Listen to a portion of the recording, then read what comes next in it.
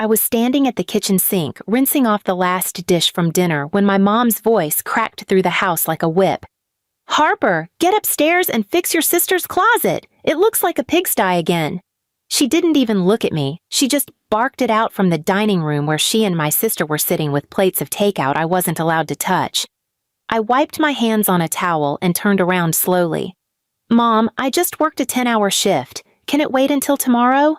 My sister, Brooke, 20, spoiled golden child, tilted her head and smirked like she was watching a comedy show. "Aw, big sister is tired? Maybe don't act like a maid if you can't handle maid work." Please subscribe to our channel and tell us in comments from where are you watching this video. My stomach tightened. I said I'm tired, I'm not your maid. Brooke's eyebrows shot up. She looked at Mom like she'd just heard the funniest joke in the world. "You hear that, Mom? She thinks she's too good to serve me." Mom put her fork down gently like she was about to deliver a sermon. "If you weren't such a burden, Harper, maybe I'd treat you better. But you should be grateful we let you stay in this house." I clenched my jaw. I knew my place here. I'd known it since childhood, but tonight my body felt heavy, too tired, too hollow to crawl into the role they carved for me. Brooke stood up and walked toward me, flipping her perfect blonde hair. "Go fix my closet. I have a date tomorrow and I'm not digging through piles because you're lazy." "No." It came out before I could stop it. Mom's head snapped toward me. The room froze for half a second. "No?" she repeated like I'd just spat in her face. "You're refusing." "For once," I whispered. "Just tonight." Brooke scoffed. "Wow." She grew a spine. "Cute. It won't last." Mom rose from her chair like a storm. "If you think you're too good to serve this family, maybe you need a reminder of what suffering actually feels like." Before I could move, she grabbed me by the arm and yanked me toward the counter. "Mom, what are you doing?" "Teaching you." She opened the cabinet, pulled out a small jar of homemade chili paste, bright red, thick, full of crushed peppers. My chest tightened. "Mom, no, stop, please." Brooke laughed behind her. "Oh my God, she's shaking. This is pathetic." Mom twisted the jar open. The smell alone burned my nose. "You want to see what real pain looks like?" she hissed. "Maybe then you'll understand your place." She shoved me against the counter so hard the edge dug into my hip. I tried to twist away, but she grabbed my chin, squeezing my cheeks until my mouth opened in a silent cry. "Hold still. Mom, please." She dipped her fingers into the chili paste and smeared it across my eyelids. The burn was instant, violent, like knives made of fire. My knees buckled as the pain exploded across my face. I screamed and clawed at my eyes, but she slapped my hands down. "Don't wipe it off. Feel it. Feel what disrespect earns you." Brooke pulled out her phone, laughing so hard she had to hold the counter for balance. "Oh my God, Mom, look at her. She looks like she's melting." I fell to the floor, shaking, but Mom crouched beside me like she was comforting a toddler. "Now you see what pain looks like," she whispered in my ear. "Maybe next time you'll obey." I couldn't open my eyes. Tears mixed with the burn, spreading it deeper. The floor felt cold under my palms, my chest heaving, my throat raw from screaming. Brooke leaned down beside me, brushing my hair behind my ear like she was fixing a doll. "Honestly, Harper, if you just acted like a real family member instead of dead weight, none of this would happen." I could barely breathe.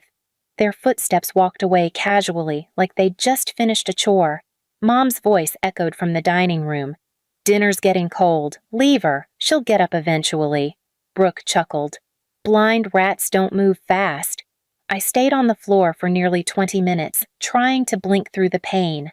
When I finally scraped myself up and crawled toward the bathroom, my vision was smeared red and watery. I grabbed onto the walls, feeling them more than seeing them. Inside the bathroom, I splashed cold water over my eyes again and again, gasping each time the burn surged. My reflection was a horror, red, swollen, streaked with tears.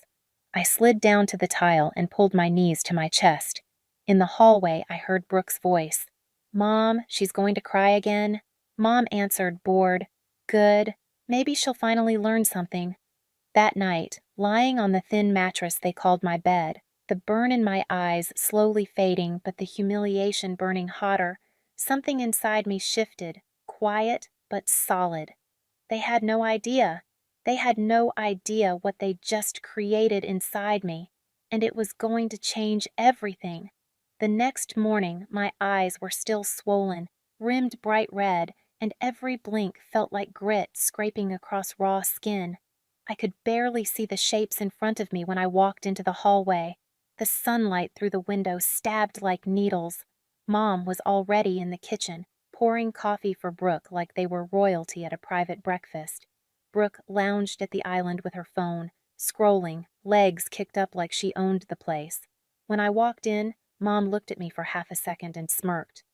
Look who survived. Brooke didn't look up. Did she? Honestly, Mom, you should have scrubbed harder. She still looks like she can see a little. I tried to walk toward the fridge, but my foot hit the edge of a stool and I stumbled. Brooke burst out laughing. She's bumping into furniture! Oh my God, this is iconic! Mom didn't tell her to stop. She didn't even blink. I steadied myself and reached for a water bottle. Before my fingers could wrap around it, Brooke slapped my hand away. That's mine. There are 6 more in there, I murmured, still trying not to blink too much. Brooke leaned in close, her breath sweet and mocking.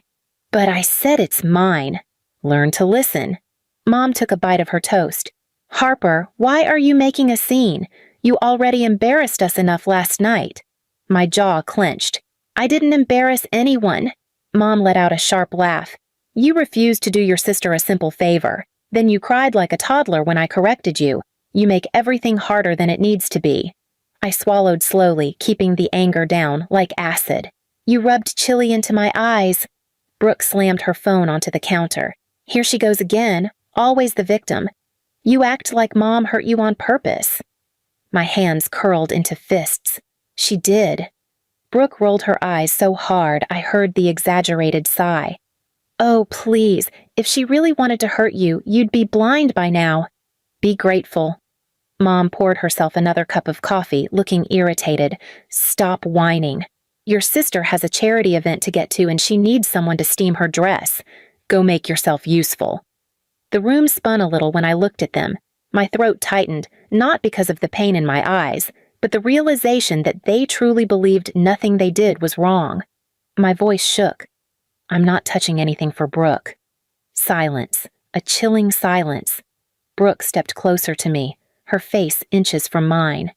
You're really stupid, she whispered. You think saying no means anything in this house? I took a step back. It does to me. Brooke smiled slowly, meanly. Mom, she needs another lesson. Mom didn't answer. She just took a calm sip of coffee and said, I'm tired of teaching her the same thing. She'll come crawling back like she always does. Brooke reached for the jar of chili paste still sitting on the counter. I froze. My heart jumped. My breath shook. I'm not doing anything, Brooke said lightly. I just want to see how fast you run. I moved away fast, bumping into the pantry door. Brooke laughed, putting the jar back. Pathetic. Mom walked past me, brushing my shoulder hard. I raised you better than this embarrassing display. If you can't handle your responsibilities, don't expect a roof over your head. I wanted to scream. I wanted to cry. I wanted to disappear. Instead, I walked to the bathroom, locked the door, and pressed my back against it as tears finally came. Hot, blurring, painful again because the chili burn wasn't fully gone. I stared at myself in the mirror.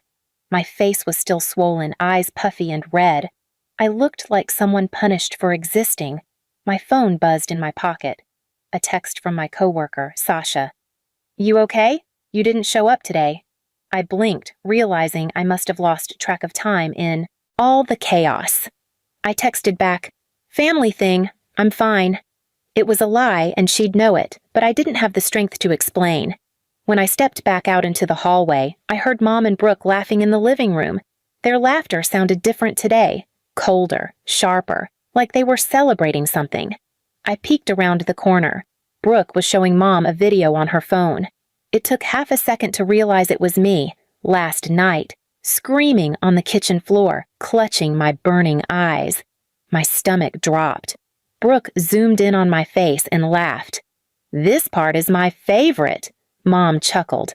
"Honestly, it's useful. Next time she claims we mistreat her, we'll show her how dramatic she looks." I felt something rip inside me, like a seam tearing open. They recorded it. They kept it, like a trophy. Brooke looked up and saw me. "Oh, look, the star of the show." Mom smiled like she was greeting a neighbor. "We're keeping this video in case you start acting out again. A little reminder of what happens when you disrespect your family." My breath came out shaky. "You're disgusting." Mom's face snapped into a glare. "Excuse me? You hurt me and you laughed about it." Brooke picked up a pillow and threw it at me lazily. "God, you really don't get it. You're not equal to us." I stepped back, heart hammering, mind racing. They were never going to stop, never going to change, never going to love me. And for the first time in my life, instead of drowning in it, something inside me hardened. I wasn't going to survive them. I was going to outsmart them. And when I finally walked upstairs to grab my phone, wallet, and the few clothes I owned, my hands weren't shaking from fear anymore. They were steady, because I knew exactly what my revenge was going to look like. And unlike them, I didn't need chili paste to make someone cry. I didn't leave the house that day. Not yet. Revenge isn't something you rush when you've spent your life being humiliated. It's something you prepare for carefully. The next morning, I went to work early. My eyes were still tender, swollen around the edges, but I wore sunglasses and told my boss I had allergies. She believed me. She always did. She'd been kind in all the small ways my family never had. After my shift, I asked her quietly, "Do you know any rental places nearby that don't ask too many questions?" She nodded without hesitation. "I do. And you're not living with them anymore, are you?" I shook my head. No tears, just resolve. Within 3 days, I had a room in a small duplex, clean brown carpet, a working lock on the door, and silence that didn't feel like punishment.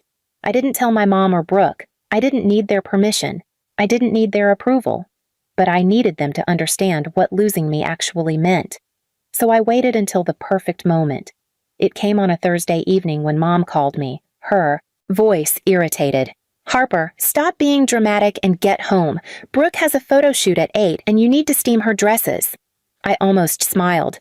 "I don't live there anymore." Mom paused. "What?" "I moved out." "You what?"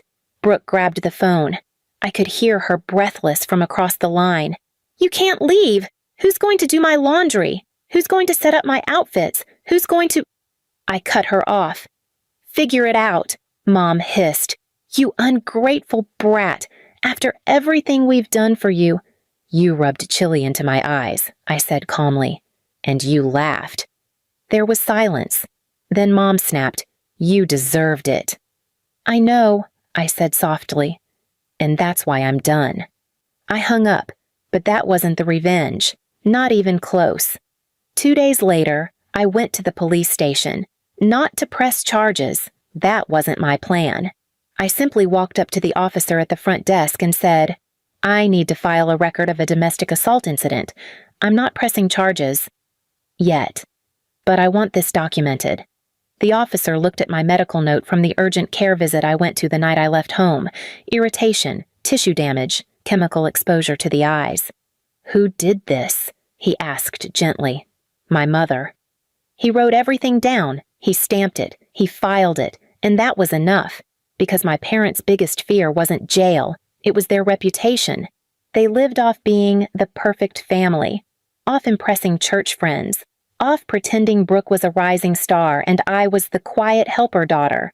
One documented incident? It wouldn't arrest them, but it would follow them. And I knew exactly when to use it.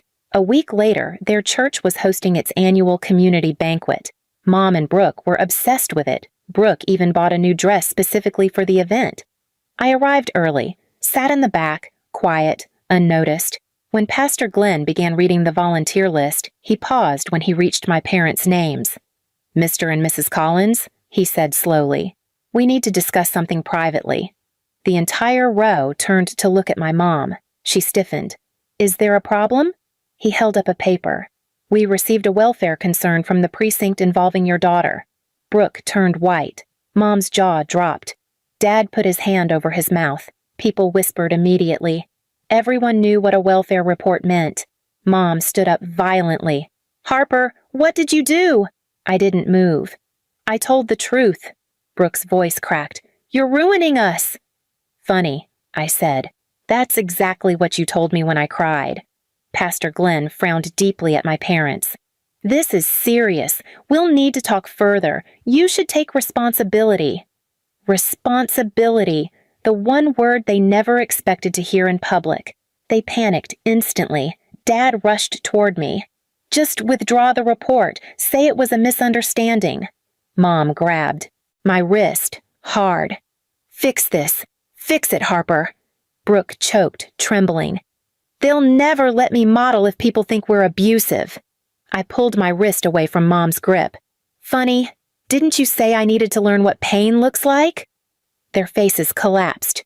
Fear replacing arrogance. Silence replacing laughter. I stepped back.